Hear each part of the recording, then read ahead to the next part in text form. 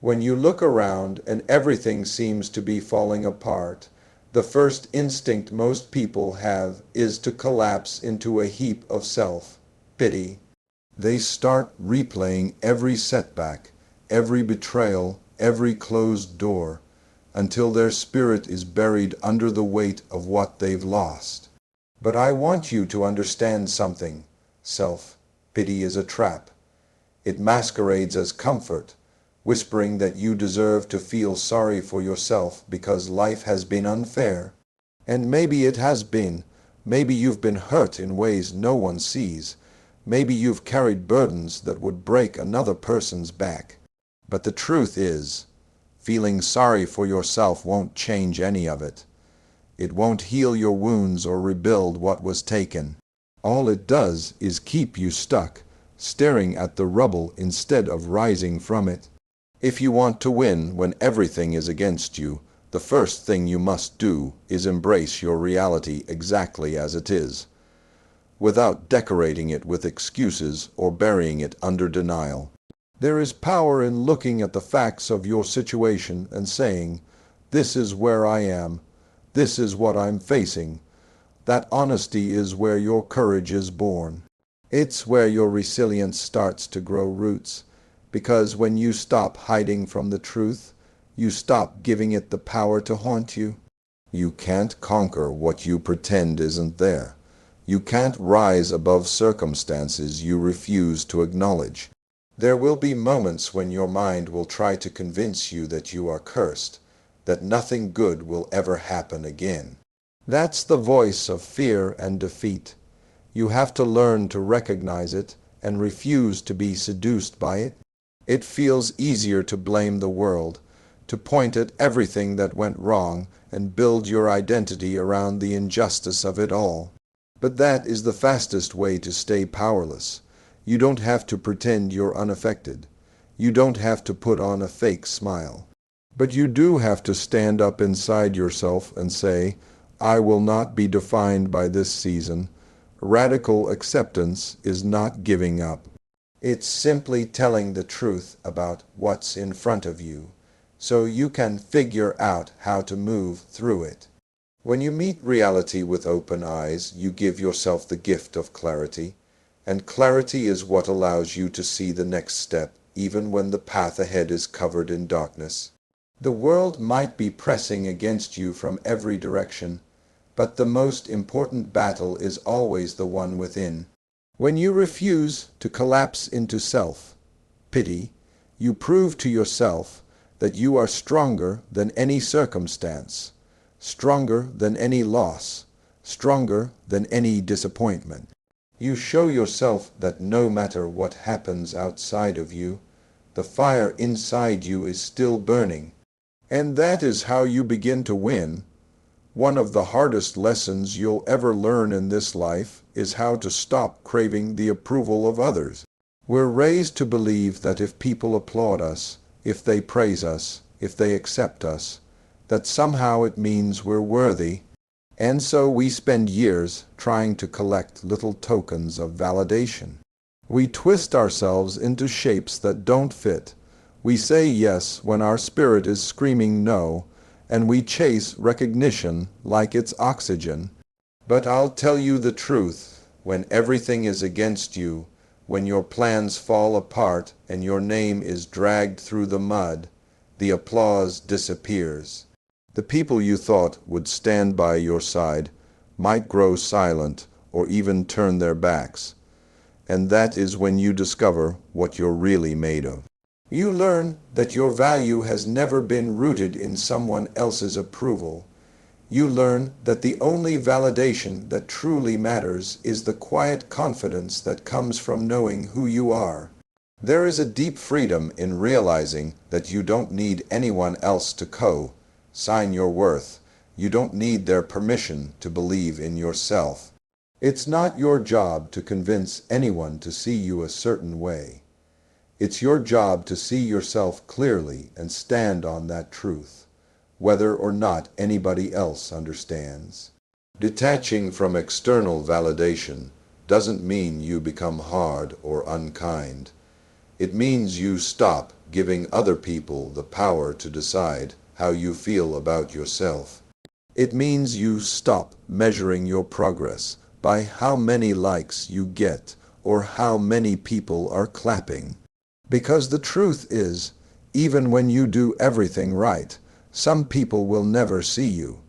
Even when you give your heart, some people will still walk away. And if you tie your sense of self to their acceptance, you'll always be at the mercy of their opinions. When life is pressing against you, it's often a sacred invitation to step back and ask yourself a simple question. Who am I without the noise? When there is no praise, when there are no spotlights, when there is no one telling you that you matter, can you still stand tall in your own conviction? That's when you find your center. That's when you begin to build an unshakable foundation that doesn't rise and fall with anyone else's perception. Scripture tells us not to store up treasures on earth, where moth and rust destroy. External validation is one of those treasures, temporary, unreliable, always fading. What's eternal is the knowing in your spirit that you are created for a purpose bigger than any crowd's applause. That you are worthy simply because you are here, breathing, trying, standing up again after every fall.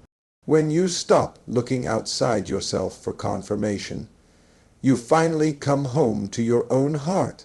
And there is no approval more powerful, no acceptance more healing, than the moment you realize you are already enough. When you're in the thick of struggle, when it feels like everything you built is crumbling in front of you, it's easy to slip into the mindset that life is simply punishing you. You start believing that hardship is evidence that you're failing or that you're not good enough. But I want you to consider a different perspective. What if the obstacles in your path are not there to destroy you, but to develop you? What if every setback is really a lesson wrapped in discomfort? When you stop asking, why is this happening to me, and start asking, what is this teaching me, you begin to transform your pain into purpose. It doesn't mean you have to pretend the struggle feels good. Growth rarely does. It stretches you. It exposes your hidden fears. It forces you to let go of parts of yourself that were never meant to last. But in the middle of that discomfort, there is wisdom waiting for you if you're willing to look for it. Sometimes adversity teaches you patience, because you've been trying to force life on your timeline instead of trusting divine timing. Sometimes it teaches you humility because success came too fast and you forgot that you're not invincible. Other times it teaches you to strengthen your boundaries, to stop tolerating what drains your spirit. You'll never learn those lessons if you stay stuck in blame and resentment. The truth is, resentment keeps you blind. It convinces you that you're powerless. But the moment you decide to become a student of your own struggle, the moment you look at your circumstances and ask, what is this here to reveal? That's the moment you start to reclaim your strength, because you're no longer at the mercy of what happens around you. You're choosing to extract meaning from it. You're turning every loss into an education. I've seen it again and again, people who thought their setbacks were the end, only to discover later those very setbacks were preparing them for something greater. The heartbreak taught them compassion.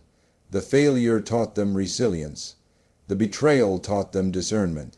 It's never easy in the moment. It can feel like the darkness will never lift. But if you keep your heart open, if you keep showing up, if you keep asking what you're meant to learn, you will find that no season is ever wasted. Every storm comes bearing gifts that don't look like gifts when you're standing in the rain.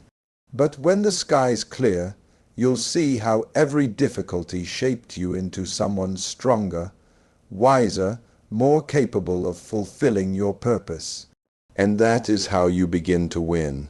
not just in spite of everything that came against you, but because you were willing to learn from it all. When life starts pressing you from every direction, it has a way of tempting you to compromise who you are.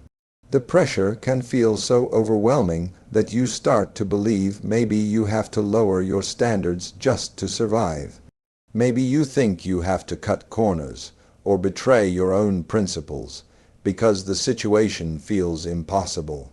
But I'll tell you, the moments when everything is against you are exactly when your integrity matters most. It's easy to stand by your values when life is smooth and everybody is applauding.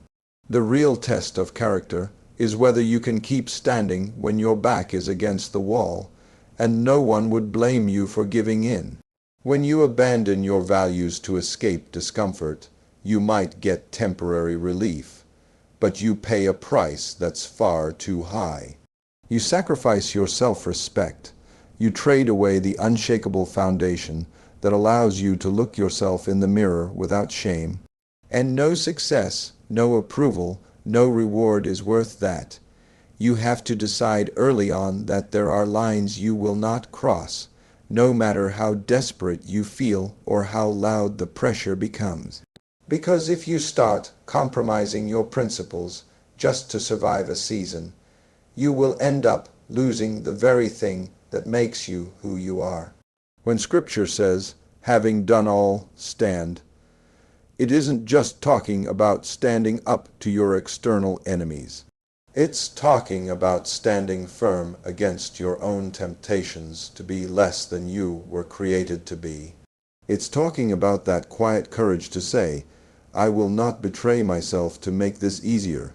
You don't have to prove to the world that you are invincible, but you do have to prove to yourself that you will not abandon your core just because life got hard. There will be times when people misunderstand you, when they accuse you of arrogance because you refuse to bow to their demands. Let them. You're not here to please everybody. You're here to live your purpose with integrity. You're here to build something that lasts. And anything built on compromise will eventually collapse under its own weight. Staying committed to your values isn't about perfection. It's about refusing to let hardship make you bitter or small. It's about holding onto your sense of decency, your faith, and your compassion, even when the world tries to convince you that those things are weaknesses. They are not weaknesses, they are your greatest strength. They are the reason that when the storm finally passes, you'll be able to stand in the sunlight without regret. So, when you find yourself in a season that feels like it's testing everything you believe, take a breath and remember this. You can survive the pressure without compromising your soul. And when you do, you don't just endure, you rise above it. When everything feels like it's coming apart, your first impulse is usually to act, to scramble for a solution, to fix, to fight, to do something, anything, to regain a sense of control. We're taught that action is always the answer, that if we're not moving, we're failing. But sometimes the greatest act of strength is not more striving. Sometimes it's having the courage to be still, because there is a kind of wisdom you can only hear in the quiet. There are answers that only reveal themselves when you stop thrashing against the current and allow yourself to listen. People misunderstand stillness. They think it's passivity or surrender, but stillness is not the same as giving up. It's a deliberate pause, a moment of strategic restraint. When you're in chaos, every impulse wants to push you into reaction, say something you'll regret. Make decisions from fear, burn bridges because you feel threatened. Stillness interrupts that cycle. It creates a space between what's happening around you and how you choose to respond. In that space, you get your clarity back. You reconnect to your purpose, to your faith, to the calm voice inside that says, "There is no need to rush." Think about it. When the storm is raging, what good does it do to run around in a panic? You can't stop the wind by shouting at it. You can't make the waves settle by thrashing harder. But when you stand still, when you ground yourself, you become anchored. The storm might still rage, but you're not swept away by it. You're able to observe, to discern, to decide your next move from a place of strength instead of desperation. Sometimes the hardest thing you'll ever do is nothing, to sit with your discomfort, to resist the urge to react, to trust that even if you don't have all the answers right now, they will come in time. This is where faith becomes more than a concept. It becomes your lifeline. You learn to trust that the work you've already done will carry you, that God's timing is better than your own, that you don't have to force what is meant for you. Stillness doesn't mean you don't care. It doesn't mean you're blind to the urgency around you. It means you refuse to let urgency dictate your spirit. It means you are willing to wait for wisdom before you move. You are willing to let your emotions settle so your choices aren't driven by fear or ego. In that quiet space, you remember that sometimes the most powerful response is no response at all. When you learn to harness the discipline of strategic stillness, you stop being reactive and start being intentional. You stop letting the world pull you in 100 directions, and you reclaim your authority over your own energy. And that is how you discover that even in the middle of the storm, you can be unshakable.